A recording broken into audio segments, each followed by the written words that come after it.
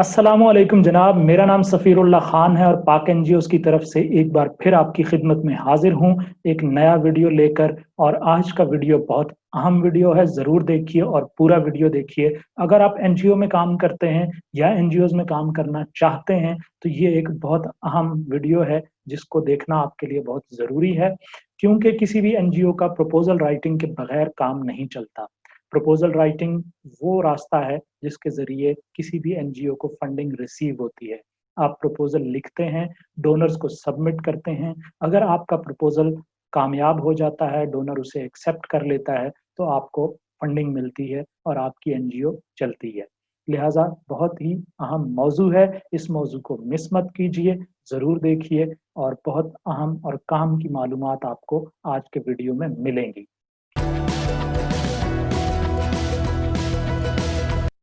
आप सोच रहे होंगे कि मैं कौन हूँ और प्रपोज़ल राइटिंग का मेरा क्या बैकग्राउंड है, तो जनाब मुझे तकरीबन 20 साल हो गए हैं डेवलपमेंट सेक्टर में काम करते हुए। मैंने बहुत सारी नेशनल एनजीओज़ के लिए काम किया है, मैंने इंटरनेशनल एनजीओज़ के लिए काम किया है, मैंने बहुत सारे प्रपोज़ल लिखे हैं, उनमें से कुछ कामयाब हुए, कुछ नाकाम हुए। और इसके साथ-साथ मुझे एक यूनिक एक्सपीरियंस ये भी है कि मैंने एनजीओज़ की तरफ से प्रपोज़ल लिखकर सबमिट भी किए हैं, लेकिन बीच में एक दफ़ा मुझे एक इंटरनेशनल डोनर की तरफ से काम करने का मौका मिला कि जिसमें मुझे पाकिस्तानी एनजीओज़ की तरफ से सबमिट किए गए प्रपोज़ल्स को रिव्यू करना होता था और डोनर को रिकमेंड करना होता था कि कौन-सा प्रपोज़ल ऐसा है कि जिसको फंडिंग जारी की जानी चाहिए और कौन-सा प्रपोज़ल ऐसा है जिसको फंडिंग जारी नहीं की जानी चाहिए। चुनांचे इस तजर्बे ने मुझे बहुत कुछ सिखाया है। वहाँ पर चूँकि मुझे तकरीबन 300 के करीब प्रपोज़ल्स जो कि पाकिस्तानी एनजीओज़ ने सबमिट किए थे फंडिंग के लिए, उनको रिव्यू करने का मौका मिला और उन पर मैंने अपने कमेंट्स जो हैं वो डोनर को भेजे। उनमें से जिनको मैंने रिकमेंड किया, उनमें से ज़्यादातर को फंडिंग बाद में मिल गई। बहरहाल वो एक अलग कहानी है, लेकिन इससे ये बताना मकसूद है कि फंड मुझे ये आइडिया है कि डोनर जब किसी प्रपोज़ल को रिव्यू करता है, तो वो क्या चीज़ें देख रहा होता है। सो आज के इस वीडियो में मैं आपको ना सिर्फ़ ये कि जो प्रपोज़ल राइटिंग है और उसके जो डिफरेंट कंपोनेंट्स हैं उन पे बात कर रहा हूँगा, बल्कि उसके साथ-साथ थोड़ी ये वज़ाहत भी साथ-साथ करता जाऊँगा कि कौन से सेक्शन में पाकिस्तानी एनजीओज़ आम तौर पर किस तरह की गलतियाँ करते हैं। तो जनाब, वक़्त ज़ाया किए बगैर आगे बढ़ते हैं और प्रपोज़ल राइटिंग ख़ास तौर पर यानी आज का जो हमारा मौज़ू है प्रपोज़ल राइटिंग के हवाले से, वो है फ़ॉर्मेट को समझना। कि प्रपोज़ल के हवाले से डोनर एजेंसीज़ आम तौर पे आपको कोई फ़ॉर्मेट या उसे बाज़ लोग टेम्पलेट कहते हैं, तो फ़ॉर्मेट कहें या टेम्पलेट कहें मोर और लेस एक ही चीज़ होती है और उनको आपने कैसे समझना है, वो फ़ॉर्मेट या टेम्पलेट क्या होता है और उसमें कौन से सेक्शन में क्या लिखना होता है, ये आज का हमारा मौज़ू है आज के वीडियो का। तो जनाब शुरू करते हैं।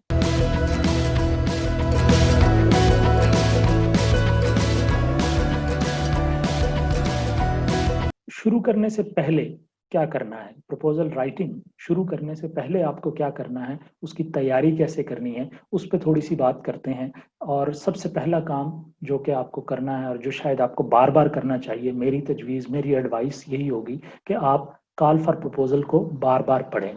ये कॉल फॉर प्रपोज़ल हो सकता है किसी अखबार में छपी हो सकता है कहीं वेबसाइट से आपको मिली हो सकता है कि डोनर ने खुद आपको ईमेल के ज़रिए भेजी हो कि हमारे पास इतनी फंडिंग है और ये प्रपोज़ल का फॉर्मेट है, इसे फिल करके भेज दें, तो हम देखते हैं कि हम आपको कुछ फंडिंग जारी कर दें। सो डोनर्स का मुख्तलिफ तरीका होता है, बाज़ लोगों ने शॉर्ट लिस्ट कर रखी होती हैं एनजीओज़, वो सिर्फ़ उनको इनवाइट करते हैं कि वो प्रपोज़ल सबमिट करें, बाज़ ओपन कॉल फॉर प्रपोज़ल देते हैं। सो आप देख लें कि आपके पास कहाँ से और कैसे-कैसे कॉल्स फॉर प्रपोज़ल्स आपके पास आती हैं और आप उनमें से किसके जवाब में कोई प्रपोज़ल सबमिट करना चाहते हैं या नहीं करना चाहते हैं। बहरहाल, तो अब हमने एक ऐसी कॉल फॉर प्रपोज़ल सेलेक्ट कर ली है कि जिसके जवाब में हम एक प्रपोज़ल लिखना चाहते हैं, सबमिट करना चाहते हैं। अब इस कॉल फॉर प्रपोज़ल को अगरचे ये सिलेक्शन करते हुए भी आपने पढ़ा होगा, यकीनन उसको पहले आप पढ़ चुके हैं, लेकिन फिर भी हमारी एडवाइस है कि प्रपोज़ल लिखने से पहले फिर दोबारा उस कॉल फॉर प्रपोज़ल्स को पढ़ें। 1 दफ़ा नहीं, ज़्यादा 2, 3, 4 दफ़ा पढ़ें और उसको बहुत अच्छी तरह समझें। उसमें समझने की चीज़ें हैं क्या? आपने मोटी-मोटी बातें तो यकीनन पहली दफ़ा में ही नोट कर ली होंगी कि डेडलाइन क्या है, प्रपोज़ल की सबमिशन का तरीका क्या है, कोई ऑनलाइन तरीका है, कोई ईमेल के ज़रिए भेजनी है, प्रपोज़ल सबमिट करते हुए साथ अपनी एनजीओ के बारे में कौन-कौन से डॉक्यूमेंट्स सबमिट करने हैं, उस पे भी यकीनन आपने देख लिया होगा और इस तरह की मोटी-मोटी चीज़ें हैं। उसका इश्यू क्या है जिस पे आपसे वो कॉल जो है वो प्रपोज़ल माँग रहे हैं, वो भी आपने यकीनन नोट कर लिया होगा। सो इस तरह की मोटी-मोटी चीज़ें तो आपने पहली दफ़ा पढ़ते हुए नोट कर ली होंगी, लेकिन दोबारा पढ़ते हुए जो बार-बार पढ़ने की बात कर रहा हूँ, वो एक तो ये कि इश्यू के अंदर ज़रा बारीकी को समझें कि उसमें क्या है। मिसाल के तौर पे एक ओपन या जनरल सा जो आपका अंडरस्टैंडिंग होगी वो तो एक बहुत वेग सी टर्म होगी। मिसाल के तौर पे अगर एजुकेशन है, तो अब एजुकेशन बहुत वाइड रेंज है, उसके अंदर बहुत सारे काम हो सकते हैं। तो वो जो डोनर है वो आपसे पर्टिकुलरली क्या काम जो है किस काम के लिए फंडिंग देने को तैयार है। मिसाल के तौर पे एजुकेशन के उसमें बहुत सारे काम हो सकते हैं, करिकुलम का रिव्यू करवाने के हवाले से या हुकूमत को करिकुलम डेवलपमेंट पे कोई पॉलिसी पेपर बना के देना है, रिसर्च करके देनी है, तो ये भी एजुकेशन का हिस्सा है। क्या स्कूलों में कोई सर्वे करके देखना है कि वहाँ पे बेसिक फैसिलिटीज़ हैं कि नहीं हैं और उस पे हुकूमत के साथ फिर लॉबिंग करनी है कि वो बेसिक फैसिलिटीज़ प्रोवाइड की जाएँ, तो ये भी एजुकेशन सेक्टर का ही काम है। अ, वालिदैन को राज़ी करना, तैयार करना, कन्विंस करना, उनके अंदर आगाही पैदा करना कि एजुकेशन बहुत अहम है और अपने बच्चों और बच्चियों को स्कूल भेजा करें। ये जिसको आप एनरोलमेंट ड्राइव्स कहते हैं, ये भी एजुकेशन सेक्टर का ही हिस्सा है। तो ये अब एजुकेशन के हवाले से एक कॉल फॉर प्रपोज़ल तो है, लेकिन उसको बहुत डिटेल में पढ़ के ये समझना कि वो एग्ज़ैक्टली क्या करना चाह रहे हैं, किस काम के लिए फंडिंग देना चाह रहे हैं, वो बहुत ज़रूरी है। और इसी तरह अगर एजुकेशन के अलावा लेट्स से क्या कहते हैं एनवायरनमेंट प्रोटेक्शन के हवाले से है, तो उसमें भी बहुत सारे काम हो सकते हैं। क्या कहीं कम्युनिटी को ट्रेन करना है? क्या किसी पर्टिकुलर स्पीशी को जो कि एक्सटिंक्ट हो रही है, उसको बचाने के लिए फंडिंग दे रहे हैं वो? क्या वो हुकूमत के साथ लॉबिंग करने के लिए फंडिंग दे रहे हैं? तो इस तरह की बहुत सारी चीज़ें हर फील्ड के अंदर, हर इश्यू के अराउंड उसके बहुत सारे एस्पेक्ट्स होते हैं और आपको ये जज करना भारत ज़रूरी है कि आपका डोनर उस इश्यू के हवाले से उसके जो सब कैटेगरीज़ हैं, उनमें कहीं जाके किस चीज़ के बारे में फंडिंग देने को तैयार है और किस चीज़ के बारे में फंडिंग देने को तैयार नहीं है। ये अंडरस्टैंड करेंगे तो फिर आप सही प्रपोज़ल लिख पाएँगे।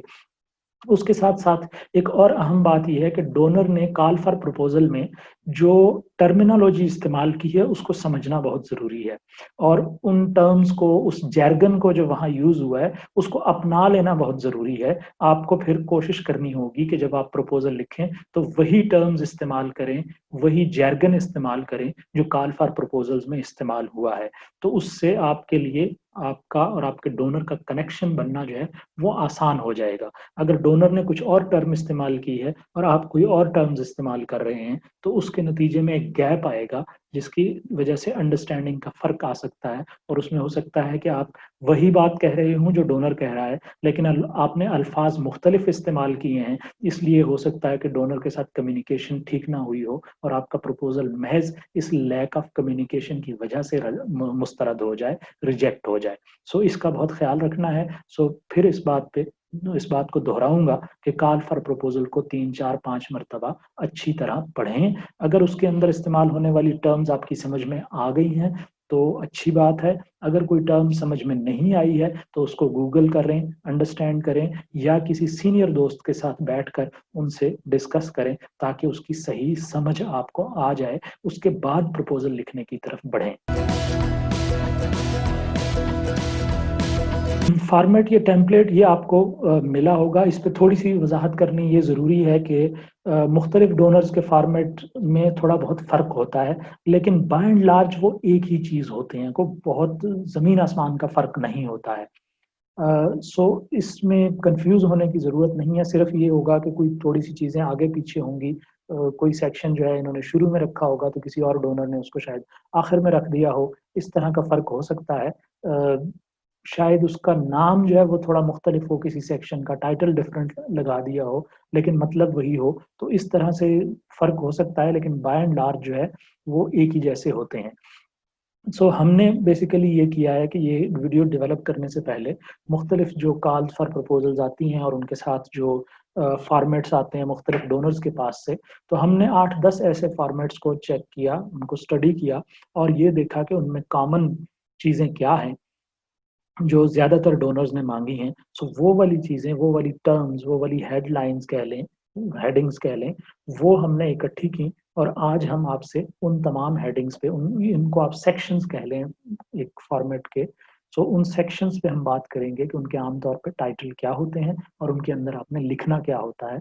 फॉर्मेट को अंडरस्टैंड करना और आज के वीडियो का बेसिक जो ऑब्जेक्टिव है वो यही है कि आप फॉर्मेट को अंडरस्टैंड करें, उनके उन टाइटल्स को अंडरस्टैंड करें, उन सेक्शंस में लिखना क्या है उसको अंडरस्टैंड करें। तो इस तरफ हम आज जा रहे हैं।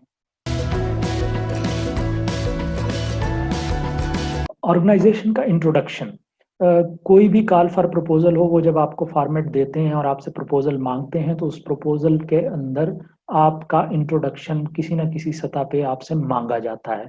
वो हो सकता है कि फॉर्मेट के बिल्कुल शुरू में आपसे पूछें कि आपकी ऑर्गेनाइजेशन क्या है, उसका बैकग्राउंड क्या है और उसका एक्सपीरियंस किस तरह के प्रोजेक्ट्स करने का है, और ये भी हो सकता है कि वो ये चीज़ बिल्कुल आखिर पे रख दें, लेकिन वो यूजुअली कहीं न कहीं आपके फॉर्मेट में मौजूद होगी और आपको अपनी ऑर्गेनाइजेशन का इंट्रोडक्शन कहीं न कहीं देना होगा। अच्छा, अब इसमें पाकिस्तानी गलतियाँ क्या करते हैं? पाकिस्तानी लोग गलतियाँ ये करते हैं कि वो आमतौर पर एक लिखा हुआ पहले से उनके पास फॉर्मेट इंट्रोडक्शन मौजूद होता है, वो हर जगह कॉपी पेस्ट मारते हैं और बाज़ दफ़ा तो 5-5 6-6 साल गुज़र जाते हैं और वो उसमें एक लफ्ज़ तक नहीं बदलते।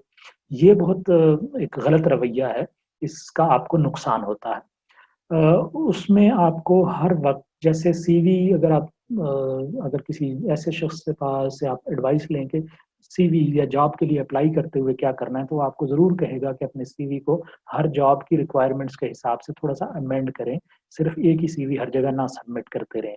बिल्कुल उसी तरह अपना इंट्रोडक्शन भी आपको थोड़ा-सा अमेंड करना होगा हर बार, और वो ऐसे कि आपने देख लिया कॉल फॉर प्रपोज़ल को, आपने बार-बार पढ़ लिया, अब आपको पता चल गया है कि वो किस चीज़ पे फंडिंग देने को तैयार है, वो किस इश्यू पे आपसे प्रपोज़ल माँग रहे हैं। इसका मतलब ये है कि आपकी ऑर्गेनाइज़ेशन का अगर कोई पहले ऐसा काम है तो उसको हाइलाइट करना अपने इंट्रोडक्शन में बहुत ज़रूरी है।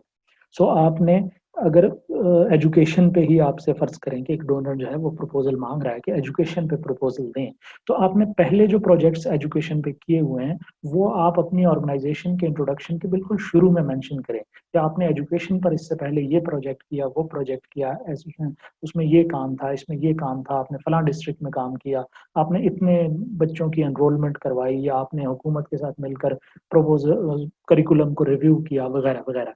तो जो भी आपका एजुकेशन से रिलेटेड काम है उसको ऊपर ले आएँ, जो अदरवाइज़ और प्रोजेक्ट्स आपने किए हुए हैं उनको पीछे ले जाएँ, नीचे ले जाएँ उस सेक्शन में, ताकि डोनर अगर आपका पूरा इंट्रोडक्शन नहीं पढ़ता, वो सिर्फ़ पहला पैराग्राफ पढ़ता है, तो पहले पैराग्राफ में ही उसे पता चल जाए कि आपने इस तरह का काम पहले किया हुआ है और आपका जो प्रपोज़ल है वो पूरा पढ़ना डोनर के लिए इम्पोर्टेंट होगा, ज़रूरी होगा। उसके साथ फ़ौरन कनेक्शन बिल्ड करना, जोड़ लेना, वो बहुत ज़्यादा ज़रूरी है और वो उसी सूरत में हो सकता है कि आप उससे रिलेटेड मटेरियल बिल्कुल शुरू में उसके सामने रख दें कि ये है। ये बिल्कुल ऐसे ही है जैसे आप किसी किसी दुकान पे जाएँ और आपको जो है वो लेट्स से कि कुकिंग ऑयल चाहिए और दुकानदार जो है वो आपको मुसलसल आटे के बारे में बताता रहे कि जी ताज़ा आटा आया है और वो बड़ा सस्ता है और ये है, वो है, तो आप ज़ाहिर है उस दुकानदार से तंग हो जाएँगे। बिल्कुल इसी तरह डोनर के पास जब आप जाते हैं और आप उसको एजुकेशन के हवाले से कुछ बताने की बजाय आप फ़र्ज़ किया उसे ये बताते रहते हैं कि हमने तो वायलेंस अगेंस्ट वुमेन पे बड़ा काम किया हुआ है, तो वो भी आपसे तंग आ जाएगा क्योंकि वो तो एजुकेशन वाली एनजीओज़ में इंटरेस्टेड है। अपने इंट्रोडक्शन को हर बार अमेंड करें और उस कॉल फॉर प्रपोज़ल की नीड्स के मुताबिक उसको चीज़ों को आगे-पीछे करके रीसेट करें और फिर उसको सबमिट करें।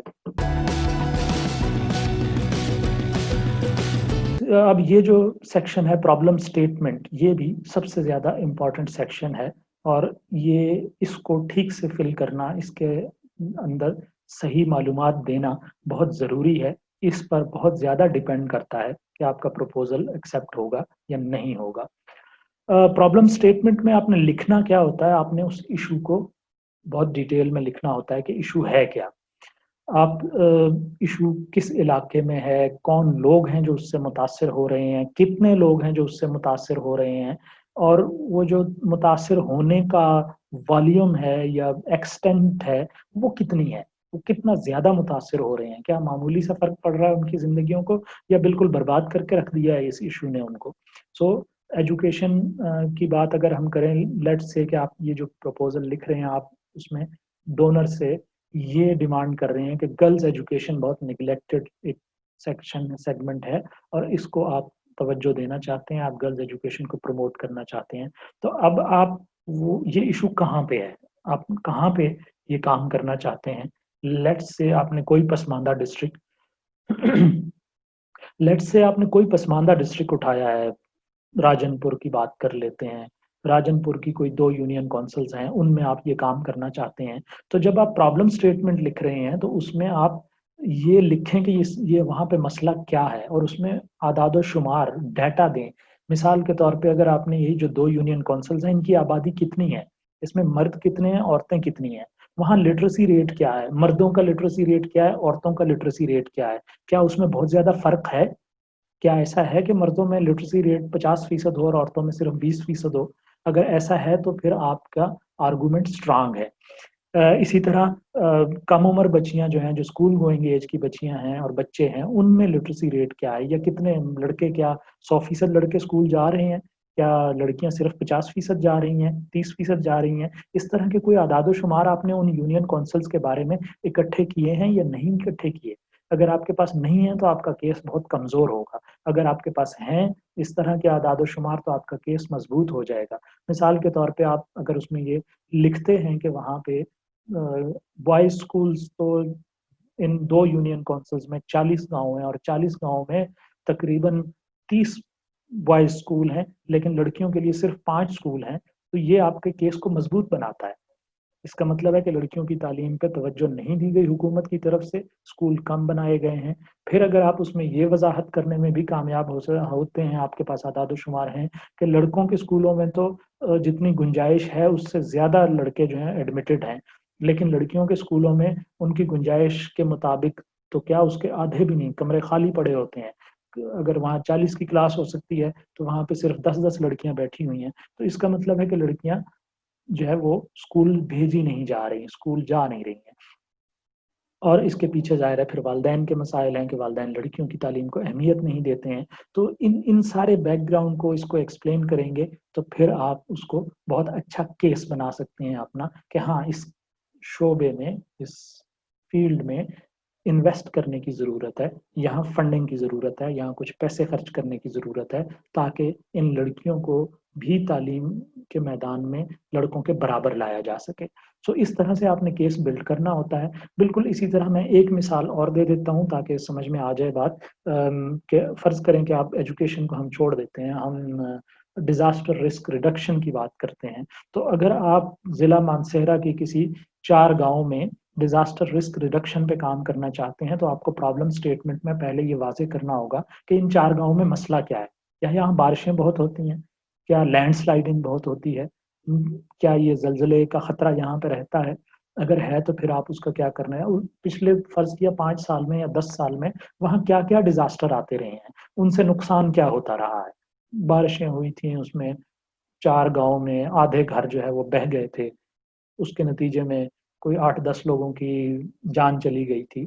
अगर इस तरह के आदाद-ओ-शुमार आपके पास हैं, तो आपका केस कन्विंसिंग होता है, बनता है। अगर आदाद-ओ-शुमार नहीं होते हैं, आपके पास पीछे बैकग्राउंड नहीं है, तो फिर आपका केस कमज़ोर है।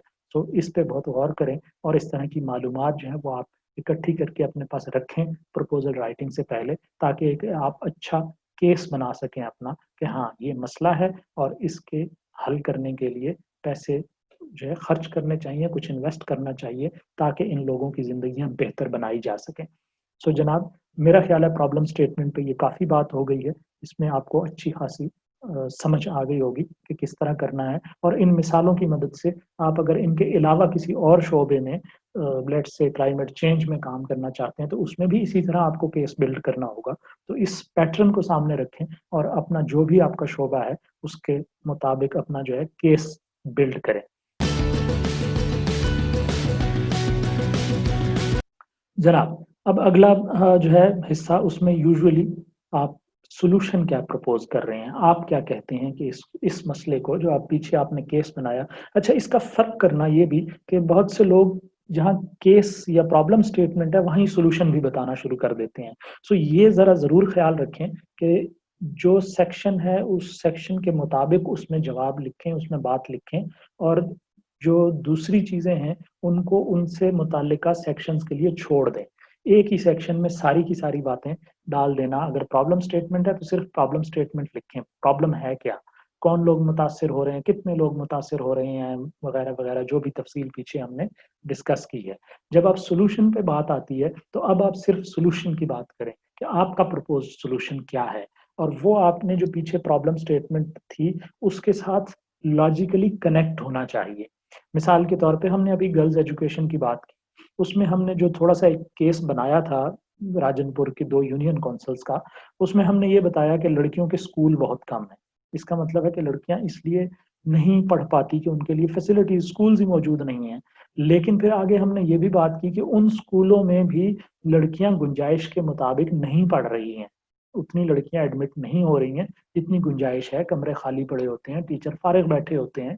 तो इसका मतलब है कि लड़कियाँ स्कूल जाती नहीं हैं, लड़कियों का स्कूल में एडमिशन करवाया ही नहीं जाता। इस बात का मतलब ये है कि प्रॉब्लम कहाँ है? प्रॉब्लम वालिदैन के साथ है, जो लड़कियों की तालीम को अहमियत नहीं देते। चुनांचे अब जब आपने प्रॉब्लम को इस तरह से पिन पॉइंट कर लिया है कि प्रॉब्लम वालिदैन के साथ है, क्योंकि वो बच्चियों की तालीम को अहमियत नहीं देते, बच्चियों को स्कूल भेजने को तैयार नहीं हैं, इसलिए बच्चियाँ नहीं पढ़ती। चुनांचे अब आपका सॉल्यूशन जो है वो वालिदैन पे फ़ोकस्ड होना चाहिए कि वालिदैन के साथ आप ऐसा क्या एक्टिविटी करेंगे कि उनको आप कायल कर लें कि वो अपनी बच्चियों को स्कूल भेजें, वो अपनी बच्चियों की तालीम को अहमियत दें। सो आपने जो प्रपोज़ सॉल्यूशन देना है, वो अपने ही बयान किए हुए प्रॉब्लम स्टेटमेंट के साथ लॉजिकली उसको कनेक्ट करना है। इसका बहुत ख़्याल रखना है कि, और अगर आपको ये लगता है कि आप पीछे प्रॉब्लम स्टेटमेंट कुछ और कर आए हैं, तो फिर वापस जाके अपनी प्रॉब्लम स्टेटमेंट को अपने सॉल्यूशन के हिसाब से दोबारा दुरुस्त करने पे भी आप गौर कर सकते हैं। इस बात का भी गुंजाइश आपके पास मौजूद है। अभी आपने प्रपोज़ल सबमिट नहीं किया है, आप उसमें बहुत सारी अमेंडमेंट्स कर सकते हैं। जब आप प्रपोज़ सॉल्यूशन देंगे, मिसाल के तौर पे आपने ये सॉल्यूशन दे दिया कि जी हम वालिदैन के साथ काम करेंगे, उनको एंगेज करेंगे ताकि वो अपनी बच्चियों की तालीम की अहमियत को समझें और अपनी बच्चियों को स्कूल भेजने को तैयार हों। सो अब आपने एक्टिविटीज़ की, ये आपने कैसे करना है? उसके लिए आप क्या करेंगे? सो मोस्ट प्रोबेबली आप वालिदैन के साथ जाके मुलाकातें करेंगे।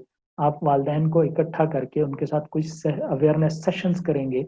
सो इस तरह की जो भी आपकी एक्टिविटीज़ हैं, उनको आप जो है इस सेक्शन में प्रपोज़्ड एक्टिविटीज़ में लिखें, और उन एक्टिविटीज़ को जस्ट इस तरह, मिसाल के तौर पे ये महज़ ये लिख देना कि वालिदैन के साथ आप अवेयरनेस सेशंस करेंगे, ये काफ़ी नहीं है। उसमें आप एग्ज़ैक्ट नंबर लिखें। मिसाल के तौर पे आपने 40 गाँव, 2 यूनियन काउंसिल्स के 40 गाँव मुंतखब कर रखे हैं, तो अब 40 गाँव में आप कितने सेशंस करेंगे? क्या हर गाँव में 1 सेशन करेंगे? लेकिन क्या 1 सेशन करेंगे तो फिर उसमें औरतें और मर्द एक ही जगह बैठेंगे और उन सब के साथ इकट्ठे बात करेंगे? क्या राजनपुर में औरतों और मर्दों का इकट्ठे सेशन करना कम्युनिटी के लिए एक्सेप्टेबल होगा? अगर नहीं होगा तो फिर शायद आपको औरतों के लिए अलग सेशन करना होगा, मर्दों के लिए अलग सेशन करना होगा। तो इन सारी बातों का ख़्याल रखें और डोनर को सही नंबर दें। आप सेशंस कितने हैं? अगर फ़र्ज़ किया आपने ये तय कर लिया है कि आप हर गाँव में 2 सेशन करेंगे, एक औरतों के लिए और एक मर्दों के लिए, तो फिर इसका मतलब है कि आप 80 सेशन करने जा रहे हैं। और क्या आप कोई अंदाज़ा दे सकते हैं कि हर सेशन में कितनी औरतें या कितने मर्द होंगे? क्या 20-20 लोगों के साथ एक सेशन करेंगे? तो इस तरह के नंबर्स जो हैं, वो बीच में डालें, तादाद लिखें, ताकि आपकी एक्टिविटी ज़्यादा कन्विंसिंग और ये हो कि आपने सोच समझ के ये लिखा है कि आप क्या करने जा रहे हैं। अगर आपने 2 यूनियन काउंसिल्स और 40 गाँव मुंतखब कर लिए हैं और महज़ ये लिख दिया है कि वहाँ वालिदैन के साथ आप जो है वो अवेयरनेस सेशंस करेंगे, तो ये बहुत वेग स्टेटमेंट है, इस बात का कोई मतलब नहीं है, और इसकी बुनियाद पे आप इसी तरह फिर बजट भी प्रपोज़ नहीं कर पाएँगे, क्योंकि आपको पता ही नहीं है आपने कितने सेशन करने हैं। अगर आपने 10 सेशन करने हैं और अगर आपने 80 सेशन करने हैं तो इनमें बहुत फ़र्क है और बजट को बहुत ज़्यादा फ़र्क पड़ेगा। लिहाज़ा एक्टिविटीज़ ख़ास तौर पे जब आप डिज़ाइन कर रहे हैं, लिख रहे हैं, उनकी डिटेल्स लिख रहे हैं, तो उसके साथ-साथ ज़हन में बजट का भी ख़्याल रखें कि बजट किधर जा रहा होगा। और इनफैक्ट आपको बजट के वक़्त इन एक्टिविटीज़ को शायद दोबारा देखना पड़े कि अगर बजट जो है जितनी एक्टिविटीज़ आपने पहले ही उसमें बेशक आप लिख दें जितनी आप लिखना चाहते हैं, लेकिन फिर जब आप साथ बजट बनाएँगे तो उस वक़्त आपको रिव्यू करना पड़ेगा कि अच्छा ये एक्टिविटीज़ हमने इतनी सारी लिख दी हैं, लेकिन ये तो बजट में नहीं आ रही हैं, तो बजट बहुत ओवर हो रहा है। तो उस सूरत में आपको इन एक्टिविटीज़ की तादाद को कम करना होगा या और कोई ऐसा तरीका कि आप बजट को कम करके उस लिमिट के अंदर ले आएँ, जो डोनर ने आपके लिए प्रपोज़ कर रखा है। अगला सेक्शन है मेथोडोलॉजी। अब आपने पीछे बात की एक्टिविटीज़ की, तो उसके साथ ही आपको जो वज़ाहत करनी होगी वो ये कि ये एक्टिविटीज़ आप कैसे करेंगे? तो वो सवाल था कि क्या करेंगे? अब आपका सवाल है कि कैसे करेंगे? और कैसे करेंगे में मिसाल के तौर पे हमने पीछे बात की कि आप कम्युनिटी सेशंस करेंगे, पेरेंट्स के साथ अवेयरनेस सेशंस करेंगे और उसमें उनको समझाएँगे कि वो अपनी बच्चियों की तालीम को अहमियत दें और उनको स्कूल भेजा करें। सो मेथोडोलॉजी ये होगी कि आप वो सेशंस होंगे कैसे? आप लोगों को इकट्ठा कैसे करेंगे? आप उस सेशन के अंदर होगा क्या? क्या कोई प्रेज़ेंटेशन दी जाएगी? कोई ऑडियो-वीडियो चीज़ें, कोई वीडियो चलाई जाएगी? आपके कम्युनिटी मोबिलाइज़र्स जो हैं वो उनकी कोई आप पहले ट्रेनिंग कर चुके होंगे और वो वालिदैन के साथ बात करेंगे। वो बात कुछ चार्ट्स बनाए हुए होंगे, वो वहाँ पे प्रेज़ेंट किए जाएँगे। सो कैसे होगा? ये आपका जो है अगला मौज़ू है। सो आपने पीछे जो एक्टिविटीज़ बयान की हैं, यहाँ आप ये वज़ाहत लिखेंगे कि आप इस प्रोजेक्ट को ओवरऑल आमतौर पे ओवरऑल प्रोजेक्ट की बात हो रही होती है, कि उसको आप इम्प्लीमेंट कैसे कर रहे होंगे। सो उस प्रोसेस को लिखना जो है, वो आपका मेथोडोलॉजी का सेक्शन है। एक और अहम सेगमेंट जो बाज़ दफ़ा आपके फॉर्मेट का हिस्सा होता है, बाज़ दफ़ा उसके साथ एक अलग छोटा-सा टेम्पलेट आपको दे दिया जाता है कि वो फ़िल करें। सो इसको कहते हैं टाइमलाइन या वर्क प्लान। सो आपने पीछे बात की कि आप क्या करेंगे एक्टिविटीज़, फिर आपने बात की, वज़ाहत की कि आप कैसे करेंगे। अब टाइमलाइन या वर्क प्लान में आपसे सवाल ये है कि कब करेंगे?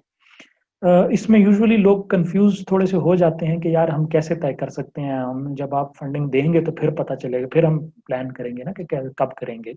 तो उसमें होता ये है मेरा इसके लिए तरीका ये था कि मैं एग्ज़ैक्ट डेट्स नहीं देता वर्क प्लान में, ये कोई भी नहीं दे पाता। ख़ास तौर पे अगर अभी आपको फंडिंग की अप्रूवल भी नहीं हुआ है, फंडिंग होने का या अभी आप प्रपोज़ल सबमिट कर रहे हैं, वो रिव्यू होने में बाज़ इदारे 1-2 महीने लेते हैं, बाज़ 6-6, 8-8 महीने ले जाते हैं और उसके बाद पता नहीं वो एक्सेप्ट होता है, रिजेक्ट होता है, क्या होता है। लिहाज़ा ये इस वक़्त जो है वो इस स्टेज पे आप एग्ज़ैक्ट डेट्स देना, बहुत डिटेल में बताना कि कब आप क्या कर रहे होंगे, मुश्किल होता है। लेकिन इसके लिए निस्बतन आसान तरीका ये है कि हम ये कहने की बजाय कि दिसंबर 2020 में हम सेशंस शुरू करेंगे वालिदैन के साथ और वो मार्च 2020 तक होते रहेंगे और ये सारे 80 सेशन हम 4 महीने में कंप्लीट कर देंगे। इस तरह लिखने की बजाय मैं इसको यूँ लिखूँगा कि हम प्रोजेक्ट की कॉन्ट्रैक्ट की साइनिंग के बाद लेट्स से 2 महीने बाद हम पेरेंट्स के साथ जो है वो सेशन शुरू कर देंगे और वो अगले 3 महीने के अंदर-अंदर जो है वो हो जाएँगे। सो हमने कोई डेट नहीं दी, ये नहीं कहा कि अक्टूबर में करेंगे, हमने कहा कि जब भी कॉन्ट्रैक्ट साइन होगा उसके बाद पहले महीने में हम ये काम करेंगे, दूसरे महीने में ये काम करेंगे। मिसाल के तौर पे पहले महीने में आम तौर पे आपने कुछ उस प्रोजेक्ट के हवाले से नया स्टाफ हायर करना होता है। फिर उस नए स्टाफ को आपने प्रोजेक्ट के हवाले से कोई ट्रेनिंग, ओरिएंटेशन देनी होती है, ताकि उनको ये समझ आ जाए कि ये प्रोजेक्ट एग्ज़ैक्टली है क्या? उसमें उन्होंने करना क्या है? और फिर हर स्टाफ मेंबर का अपना-अपना रोल क्या होगा? सो उसमें बजटिंग कैसे हो रही है? वो सारी चीज़ें जो भी आपने कॉन्ट्रैक्ट में अपने डोनर के साथ साइन किया हुआ है, वो चीज़ें आपको एक्सप्लेन करनी होंगी अपने स्टाफ को, ताकि वो उस बजट के अंदर रहते हुए वो एक्टिविटीज़ करें। उनको क्या ट्रांसपोर्ट पे कुछ कितने फंड मिल रहे हैं, वो क्या कर सकते हैं? उनको ट्रैवलिंग के पैसे मिल रहे हैं, उनको कोई टीए-डीए मिल रहा है, उनको चार्ट्स बनाने के लिए कोई फंडिंग मिल रही है या कोई टेलीविज़न खरीद सकते हैं आप 4-5 और हर गाँव ले जाके टीवी लगा के उसके मुताबिक करेंगे, या कोई प्रोजेक्टर वगैरह कि क्या क्या कर सकते हैं, क्या नहीं कर सकते हैं, वो सारा कुछ जब कॉन्ट्रैक्ट साइन हो चुका होता है तो आपके सामने होता है और आपने स्टाफ को ये सब बताना होता है।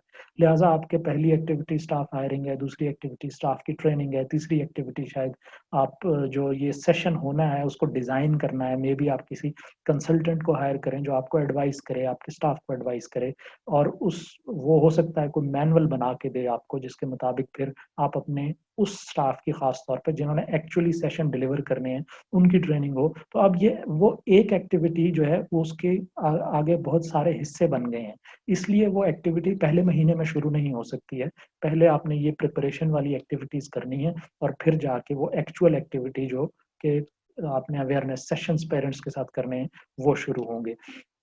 तो ये सारी चीज़ें आपने टाइमलाइन कह लें उसे या वर्क प्लान कह लें, उसमें ये चीज़ें इसी तरतीब से लिखनी है, उनके आगे मेंशन करना है कि वो first month of the project में होगा, second month of the project में होगा, थर्ड मंथ में होगा। अगर प्रोजेक्ट बहुत लंबा है तो बाज़ दफ़ा क्वार्टर्स कर देते हैं। मिसाल के तौर पे अगर वो 3 साल का प्रोजेक्ट है तो अब 36 महीने बनते हैं, तो इतने लंबा वर्क प्लान देना जो है, सो आप बहुत एग्ज़ैक्ट नहीं, आप कहते हैं कि अच्छा इस क्वार्टर में, इन 3 महीने में हम ये चीज़ करेंगे, इन 3 महीनों में हम ये चीज़ करेंगे। तो इस तरह से वर्क प्लान जो है वो बनता है। उसका आपने जो भी एक्टिविटीज़ लिखी हुई हैं, उनको इस वर्क प्लान में डालें और उनके आगे एक टेंटेटिवली लिख दें कि आप कब करेंगे, या उसको हाइलाइट कर दें। एक मैं आपसे स्क्रीन पे दिखा रहा हूँ आपको एक जो है छोटा-सा टेबल जिसमें एक छोटा-सा वर्क प्लान बनाया गया है। इस वर्क प्लान को देख लें, तो इस अंदाज़ में एक तरफ आप देख रहे होंगे कि एक्टिविटीज़ की लिस्ट है, उसके आगे वीक 1, वीक 2 या मंथ 1, मंथ 2 या क्वार्टर 1, क्वार्टर 2 जो भी आप जिस तरह भी उसको डिस्ट्रीब्यूट करना चाहते हैं वो कर लेंगे, और उसके नीचे उसको जस्ट हाइलाइट कर दें उस खाने को कि जिस वीक में या जिस मंथ में या जिस क्वार्टर में वो होना है, तो उसके मुताबिक ये आपका एक वर्क प्लान जो है वो बन जाएगा।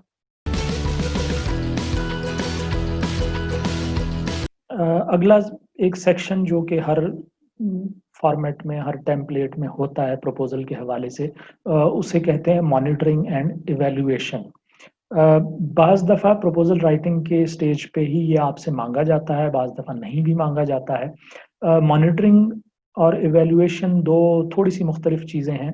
मॉनिटरिंग एक एक्चुअली आप लोग खुद करते हैं, और आप बेसिकली मॉनिटरिंग में ये होता है कि आपने ये देखना होता है कि आपके प्रोजेक्ट की इम्प्लीमेंटेशन ठीक तरह चल रही है, आपने जो वर्क प्लान बनाया था, जिस तरह से आपने डिज़ाइन किया था, उसी तरह से ये काम हो रहा है। और दूसरा जो इवैल्यूएशन है वो ये कि आपकी सक्सेस, आप अपनी सक्सेस कैसे मेज़र करेंगे? आप आखिर पे कैसे ये बताएँगे कि जी ये प्रोजेक्ट हमारा सक्सेसफुली इम्प्लीमेंट हो गया है? महज़ कह देने से तो नहीं होता, आपको कोई डाटा के ज़रिए, किसी चीज़ के ज़रिए साबित करना होगा कि आपका प्रोजेक्ट सक्सेसफुली इम्प्लीमेंट हो गया है। सो मॉनिटरिंग के लिए एक यूजुअली मॉनिटरिंग ऑफिसर जो है हायर किया जाता है। अच्छा, मॉनिटरिंग में एक एक तो ये कि वो इम्प्लीमेंट हो रहा है और चीज़ें, मिसाल के तौर पे आपने 80 जो अवेयरनेस सेशंस पेरेंट्स के साथ करने थे तो वो हो रहे हैं, और उनका कुछ आपके पास डाटा आ रहा है कि अच्छा इस डेट को ये हो गया, इसमें इतनी औरतें शरीक हुईं, फलाँ गाँव में हुआ, इस तारीख को हुआ, इतने बजे हुआ वगैरह। उनकी कुछ तस्वीरें शायद आपके पास आ गई हों, उनकी हो सकता है आपके पास अटेंडेंस शीट आ गई हो, उन औरतों के नाम आ गए हों। इसी तरह आपने वालिदैन मर्दों के साथ जो किया वो उस सेशन, तो वो आपके पास डाटा जो है वो फील्ड से जो कम्युनिटी मोबिलाइज़र्स एक्चुअली सेशन कर रहे हैं वो भेज रहे होंगे, और उसकी मदद से आप जो है ये देख सकते हैं कि आपका प्रोजेक्ट की प्रोग्रेस जो है वो कैसी जा रही है। सो मॉनिटरिंग, लेकिन ये कि एक थर्ड पार्टी मॉनिटरिंग टाइप, यानी एक मॉनिटरिंग ऑफिसर आपका ऐसा होना चाहिए कि जो उस टीम का हिस्सा ना हो, और आमतौर पर ये मॉनिटरिंग ऑफिसर उस प्रोजेक्ट के मैनेजर को रिस्पॉन्ड नहीं करता या रिपोर्ट नहीं करता, बल्कि वो डायरेक्ट एग्जीक्यूटिव डायरेक्टर या चीफ एग्जीक्यूटिव ऑफिसर को रिपोर्ट करता है, ताकि ये बेसिकली उस प्रोजेक्ट की टीम से बाहर का एक बंदा होता है जो कि फील्ड का कभी-कभी विजिट करता है और वो ये चीज़ें देखता है कि वहाँ पे वो सारे काम एज़ प्लान्ड हो रहे हैं। दूसरी चीज़ जो है वो मॉनिटरिंग में आपने एक तो क्वांटिटी देख ली कि अच्छा इतने सेशन हो रहे हैं, इतने लोग अटेंड कर रहे हैं वगैरह। दूसरी चीज़ होती है कि आपने उसकी क्वालिटी भी देखनी होती है कि अच्छा वो अगर पीछे मैनुअल बने हुए हैं, आप लोगों ने एक अपने स्टाफ की ट्रेनिंग की थी, किसी क्या कहते हैं कंसल्टेंट को हायर किया था जिसने ये मैनुअल आपको बना के दिया था कि कैसे वालिदैन के साथ आपने सेशन करने हैं। तो उसमें कहीं न कहीं ये उसकी जो क्वालिटी है सेशन की, उसके कुछ इंडिकेटर्स बने होंगे। तो उन इंडिकेटर्स की मदद से आपने उसकी क्वालिटी भी देखनी है कि वहाँ जो सेशन हो रहे हैं वो महज़ खानापुरी के लिए हो रहे हैं या उनमें वाक़ई वालिदैन के साथ उस तरह की एंगेजमेंट होती है, वालिदैन को उससे कुछ फ़र्क पड़ रहा है, उनकी सोच बदल रही है, ये चीज़ भी देखनी होती है। सो आपने मॉनिटरिंग में क्वांटिटी भी देखनी है और क्वालिटी भी देखनी है। इवैल्यूएशन जो है वो आम तौर पे इसका बहुत सादा-सा तरीका सीधा-सीधा तो ये है कि आप प्रोजेक्ट शुरू होने से पहले एक बेसलाइन स्टडी करते हैं और प्रोजेक्ट खत्म होने के बाद एक एंड लाइन इवैल्यूएशन करते हैं और उसमें फ़र्क देख लेते हैं। मिसाल के तौर पे जो हमने गर्ल्स एजुकेशन के हवाले से ये अभी एक प्रपोज़्ड प्रोजेक्ट, एक आइडिया लेके हम साथ चल रहे हैं आज के वीडियो में, तो उसी मिसाल को हम लेके चलते हैं। तो आपने प्रोजेक्ट शुरू होने से पहले एक बेसलाइन सर्वे करना है और उस सर्वे में आपने ये देखना है कि कितनी बच्चियाँ स्कूल गोइंग एज की बच्चियाँ हैं कितनी उन 40 गाँवों में, 2 यूनियन काउंसिल्स में, और उनमें से कितनी उस वक़्त ऑलरेडी स्कूल जा रही हैं या पढ़ी-लिखी हैं, लिटरेट हैं, और कितनी स्कूल गोइंग एज की हैं लेकिन स्कूल नहीं जा रही हैं, ठीक है? और इस तरह के आदाद-ओ-शुमार आपने उस बेसलाइन सर्वे में इकट्ठे कर लेने हैं। मेबी आप बेसलाइन सर्वे में बेसलाइन सर्वे में वालिदैन को भी शामिल करें और उनसे भी सवालात करें और उनकी सोच को भी परखने की कोशिश करें। सो ये ख़ैर आप लोगों ने खुद उस वक़्त किसी कंसल्टेंट को हायर करना है और बैठ के तय करना है, और आपके डोनर के दरमियान ये चीज़ें तय होनी है कि बेसलाइन सर्वे में आप किन-किन चीज़ों को देख रहे होंगे। अच्छा, ये आदाद-ओ-शुमार आपके पास आ जाते हैं और हम फ़र्ज़ कर लेते हैं कि आपने बेसलाइन सर्वे किया और आपके पास आदाद-ओ-शुमार ये आए कि उन 40 गाँवों में 5000 बच्चियाँ हैं, जिनमें से सिर्फ़ 800 बच्चियाँ स्कूल जा रही हैं, बाकी की 4200 बच्चियाँ स्कूल नहीं जाती हैं। अब जब आपका प्रोजेक्ट खत्म हुआ तो आपने फिर दोबारा एक सर्वे किया और आपने देखा कि अब क्या सूरत-ए-हाल है, और उसमें आपको पता चला कि अच्छा अब जो है वो 5000 की बच्चियाँ जो हैं स्कूल गोइंग एज की, उनकी तादाद 5000 से बढ़कर लेट्स से 6000 हो गई है, और स्कूल जाने वाली बच्चियों की तादाद जो है वो बढ़कर 800 से बढ़कर 2000 पे चली गई है। तो ये आपकी सक्सेस है कि आपने जो बच्चियाँ स्कूल जा रही थी उनकी तादाद 800 से बढ़ा के आप 2000 तक ले गए हैं। सो इस तरह से आपने अपना एक सक्सेस को इवैल्यूएट करना होता है। सो मॉनिटरिंग एंड इवैल्यूएशन में आपने यही चीज़ें लिखनी होती हैं कि आप अपने प्रोजेक्ट को, अपनी प्रोग्रेस को मॉनिटर कैसे करेंगे और ये कि आप अपनी सक्सेस को मेज़र कैसे करेंगे। ये 2 चीज़ें हैं मेनली, और उनकी कुछ एग्ज़ाम्पल्स मैंने आपको दे दी हैं। इनकी बुनियाद पे आप अपने लिए कुछ मॉनिटरिंग एंड इवैल्यूएशन के जो चीज़ें हैं, वो लिख सकते हैं। अगला जनाब मौज़ू है बजट। बजट का यूजुअली अलग टेम्पलेट होता है आपका, यानी ये बेसिकली सेक्शंस होते हैं टेम्पलेट्स के, और एक आपका नैरेटिव टेम्पलेट होता है, एक आपका यूजुअली मॉनिटरिंग एंड इवैल्यूएशन का भी अलग टेम्पलेट होता है और बजट का भी अलग टेम्पलेट होता है। बजट में आपने इस बात का बहुत ख़्याल रखना होता है कि यूजुअली ये होता है कि जो गलतियों पे मैंने बात की थी कि आप नैरेटिव में कुछ चीज़ें लिख आते हैं एक्टिविटीज़ कि आपने ये सब करनी है, और दूसरी तरफ बजट में फिर आप वही चीज़ें लिखते हैं और उनकी प्राइस लिखते हैं कि ये काम मसलन एक सेशन करने में हमारे 5000 रुपए लगेंगे और 80 सेशन करने में उसको ज़रब दे दें 5000 से, और ये वो, और उससे पहले आपने जो दूसरी एक्टिविटीज़ थी, मिसाल के तौर पे आपने मैनुअल डेवलप करना है, मिसाल के तौर पे आपने वो उस स्टाफ को जिसने ये सेशन कंडक्ट करने हैं, उनकी ट्रेनिंग करनी है, तो उसकी कॉस्ट भी आपने डाली होगी। तो इस तरह से एक्टिविटीज़ और उनकी कॉस्ट आप इधर डालते हैं। जो गलती होती है वो आम तौर पे ये होता है कि बजट जो है वो कोई फाइनेंस का बंदा बनाता है, और जो नैरेटिव पार्ट है वो कोई प्रपोज़ल राइटर, कोई कम्युनिकेशन का या कोई इस तरह का बंदा जो है वो प्रोग्राम साइट का बंदा वो प्रपोज़ल लिखता है। और इन दोनों को आपस में कंपेयर करना, ख़ास तौर पे आपकी जब सबमिशन होनी है उससे पहले एक आखिरी दफ़ा जो है इन दोनों को कंपेयर ज़रूर करना चाहिए। बहुत दफ़ा ये होता है कि बजट चूँकि बहुत बढ़ गया था तो अब फाइनेंस वाले ने खुद ही कट डाउन, फ़र्ज़ किया 80 सेशन करना जो है वो बहुत ज़्यादा बजट हो रहा है भई, नहीं हो सकता। तो उसने खुद ही कट डाउन करके सेशंस को 40 कर दिया। अब हुआ ये कि दूसरी तरफ जो नैरेटिव वाला पार्ट था उसमें वो 80 ही लिखा हुआ है। तो ये बड़ी गड़बड़ होती है और इससे डोनर पे आपके बारे में एक बहुत गलत तासुर जाता है कि इनकी आपस में कोऑर्डिनेशन ही नहीं है। बजट कुछ कह रहा है और नैरेटिव पार्ट कुछ कह रहा है। तो इस सूरत में आपका प्रपोज़ल रिजेक्ट होने के चांसेस बहुत ज़्यादा बढ़ जाते हैं। सो उनका आपस में बार बार उनको टैली करना, अगर आप इधर कुछ चेंजेस कर रहे हैं तो वो फिर इधर भी करें, और अगर आप बजट में चेंजेस कर रहे हैं तो नैरेटिव में भी ज़रूर करें। तो ये चीज़ें जो है वो साथ-साथ चलती रहनी चाहिए, और इसलिए मैं बार-बार ये एडवाइस करता हूँ कि सबमिशन से पहले एक दफ़ा आखिरी बार दोनों को टैली ज़रूर करें। उस स्टेज पे बाज़ दफ़ा आपको पता चलता है कि ओह! गड़बड़ हो गई है, ये इधर तो हमने इतने सेशन लिखे हुए हैं, या इधर ट्रेनिंग लिखी हुई है, उधर नहीं लिखी हुई है। इस तरह की चीज़ें जो हैं वो मिस होती हैं, मिसमैच होती हैं, और उससे बड़ी गड़बड़ होती है। सो आखिरी वक़्त तक इनको टैली करते रहें। ये आपके नैरेटिव सेक्शन में ही होता है। सो पीछे आप ये बात कर चुके हैं हम अब तक, यानी बेसिकली ये वो जो डब्ल्यूज़ हैं बहुत सारे, उन्हीं के जवाबात आप दे रहे हैं। सो मसला क्या है? उसके लिए आपका हल क्या है? सॉल्यूशन आपने क्या प्रपोज़ किया है? उसके लिए आप करेंगे क्या एक्टिविटीज़? फिर आपने बताया कि आप उन एक्टिविटीज़ को कैसे करेंगे, मेथोडोलॉजी। फिर आपने बताया कि वो एक्टिविटीज़ कब करेंगे, वर्क प्लान की बात आई। फिर आपने ये बताया कि आप अपनी सक्सेस को कैसे मेज़र कर रहे होंगे, आप अपनी प्रोग्रेस को कैसे मॉनिटर कर रहे होंगे, वो चीज़ें हो गई। फिर ये कि वो कितने पैसों में करेंगे वो एक्टिविटीज़ हो सकेंगी, वो बात हो गई। अब ये कि जब आपका प्रोजेक्ट खत्म हो जाएगा तो फिर क्या होगा? क्या वापस सूरत-ए-हाल ज़ीरो पे चली जाएगी, या कोई ऐसा तरीक़ा है कि वो सस्टेन करे और वो पायदार हो और वो काम बाद में भी किसी न किसी शक्ल में चलता रहे? सो ये वो चीज़ है, वो पार्ट है जो आपने सस्टेनेबिलिटी में लिखना है। मिसाल के तौर पे, अगर आपके प्रोजेक्ट की एक्टिविटीज़ के नतीजे में वालिदैन कन्विंस हो गए हैं कि वो बच्चियों को स्कूल भेजें।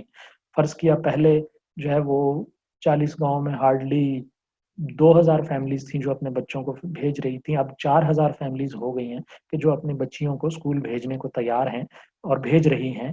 तो ये एक इन इन इटसेल्फ ख़ासा सस्टेनेबल वो चीज़ है, क्योंकि जो वालिदैन कायल हो गए हैं, जो फैमिलीज़ कायल हो गई हैं कि बच्चियों को स्कूल भेजना चाहिए, इस बात का इम्कान बहुत कम है कि वो वापस पीछे हट जाएँगे और कहेंगे कि नहीं भेजना चाहिए। क्योंकि बच्चियाँ अगर स्कूल जाना शुरू हो जाएँगी, तो उसके नतीजे में उसके बेनिफिट्स भी मिलना शुरू हो जाएँगे। मिसाल के तौर पे हमने एक प्रोजेक्ट किया था, और जिसमें बच्चियों ने मैट्रिक तक पढ़ा, और मैट्रिक तक पढ़ने के बाद उनमें से 2-3 बच्चियों को छोटी-छोटी नौकरियाँ मिल गईं। कोई स्कूल में टीचर लग गई, कोई बच्ची जो है वो किसी क्लिनिक में डॉक्टर के सपोर्ट स्टाफ में शामिल हो गई।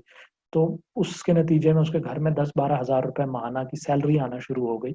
तो उससे एकदम बहुत फ़र्क पड़ा, और बहुत सारी वालिदैन, बहुत सारी फैमिलीज़ ने भी अपनी बच्चियों को स्कूल भेजना शुरू कर दिया। तो इस तरह की चीज़ें सस्टेनेबिलिटी में आपने लिखनी होती हैं कि आपका प्रोजेक्ट जो है उसका बाद में क्या होगा, वो कैसे चलता रहेगा। अगर आपकी कोशिशों के नतीजे में उस यूनियन काउंसिल में गर्ल्स के लिए 4-5 और स्कूल खुल गए हैं, तो इसका मतलब है कि अब वो एक सस्टेनेबल चीज़ हो गई है, वो स्कूल खुल गए हैं, वो चलते रहेंगे, वो सरकारी स्कूल हैं तो उनके चलते रहने का और ज़्यादा इम्कान है। और अगर प्राइवेट स्कूल खुल जाते हैं, तो उसका भी इसका मतलब है कि वहाँ एजुकेशन को लोगों ने अहमियत देना शुरू कर दी है। तो क्या उसके यानी पॉइंट बुनियादी ये है कि आपका प्रोजेक्ट खत्म हो गया, अब इसके बाद क्या होगा? वो उसके जो समरात हैं वो बाद में भी लोगों तक पहुँचते रहेंगे, चलते रहेंगे, या वो वापस ज़ीरो पे आ जाएगा। ये आम तौर पे जितने डेवलपमेंट प्रोजेक्ट्स होते हैं, उनकी सस्टेनेबिलिटी किसी न किसी शक्ल में आप एन्श्योर कर सकते हैं। ये आम तौर पे आप उन प्रोजेक्ट्स की सस्टेनेबिलिटी एन्श्योर नहीं कर सकते जिनमें आप डायरेक्ट सर्विस दे रहे हैं। मिसाल के तौर पे लोग भूखे हैं और आप खाना दे रहे हैं लोगों को। आपने बहुत सारी फंडिंग कहीं से इकट्ठी कर ली और आप खाना दे रहे हैं लोगों को, सुबह-शाम खाना खिलाते हैं, आपने लंगर खोल दिया है। तो इसको सस्टेन नहीं किया जा सकता।